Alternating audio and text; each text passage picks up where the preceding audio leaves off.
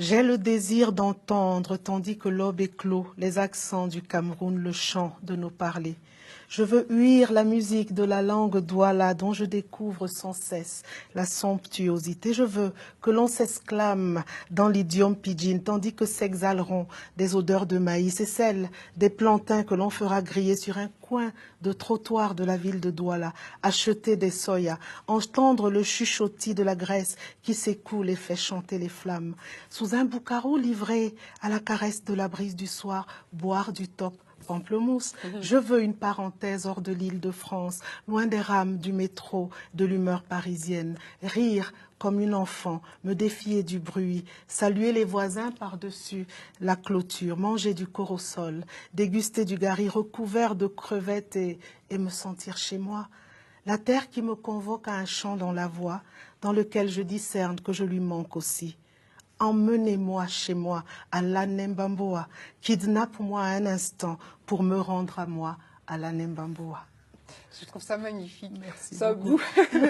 Je suis presque émue. Oh, je suis désolée. Non, je vous en prie, merci beaucoup. C'est quoi l'appel? Je dis souvent que le Cameroun, je le porte en moi. Et ce pays que je cherche, je ne le retrouverai jamais. Parce que le pays a bougé sans moi et j'ai bougé aussi. Mais parfois, ces choses dont je parle, ce sont des tuteurs intérieurs qui m'aident à... Donc quand je rentre, je mange ce gari aux crevettes, ça me ramène à ma tante qui m'épuise. Voilà. Quand on est parti de chez soi, quand on n'est pas chez soi, c'est pas si confortable, contrairement à ce que des gens pensent. Alors, je suis désolée, c'était incontrôlable. Je ne suis pas africaine. Pour moi, c'est un cadeau. Je ne suis pas africaine, vous l'avez remarqué. Mais à travers vos mots, je ressens toute la souffrance d'une personne qui n'a pas son pays, sa terre sous les pieds.